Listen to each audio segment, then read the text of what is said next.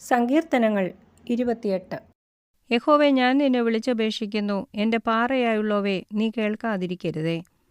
നീ മിണ്ടാതിരുന്നിട്ട് ഞാൻ കുഴിയിലിറങ്ങുന്നവരെ പോലെ ആകാതിരിപ്പാൻ തന്നെ. ഞാൻ എൻ്റെ കൈകളെ വിശുദ്ധാന്തർ മന്ദിരത്തിങ്കലേക്ക് ഉയർത്തി നിന്നോട് നിലവിളിക്കുമ്പോൾ എൻ്റെ യാചനകളുടെ ശബ്ദം കേൾക്കണമേ.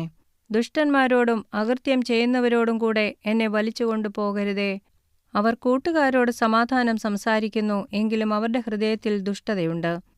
അവരുടെ ക്രിയയ്ക്ക് തക്കവണ്ണവും പ്രവൃത്തികളുടെ ദുഷ്ടതയ്ക്ക് തക്കവണ്ണവും അവർക്ക് കൊടുക്കണമേ. അവരുടെ കൈകളുടെ പ്രവൃത്തി പോലെ അവരോട് ചെയ്യണമേ. അവർക്ക് തക്കതായ പ്രതിഫലം കൊടുക്കണമേ.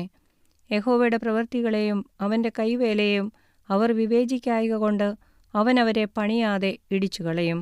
യഹോവ വാഴ്ത്തപ്പെട്ടവനാകട്ടെ, അവൻ എൻ്റെ യാചനകളുടെ ശബ്ദം കേട്ടിരിക്കുന്നു. യഹോവ എൻ്റെ ബലവും എൻ്റെ പരിചയമാകുന്നു. എൻ്റെ ഹൃദയം അവങ്കിൽ ആശ്രയിച്ചു, എനിക്ക് സഹായവും ലഭിച്ചു. അതുകൊണ്ട് എൻ്റെ ഹൃദയം ഉല്ലസിക്കുന്നു. പാട്ടോടെ ഞാൻ അവനെ സ്തുതിക്കുന്നു. യഹോവ തൻ്റെ ജനത്തിൻ്റെ ബലമാകുന്നു.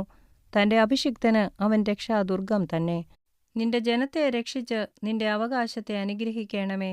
അവരെ മേയിച്ച് എന്നേക്കും അവരെ വഹിക്കണമേ.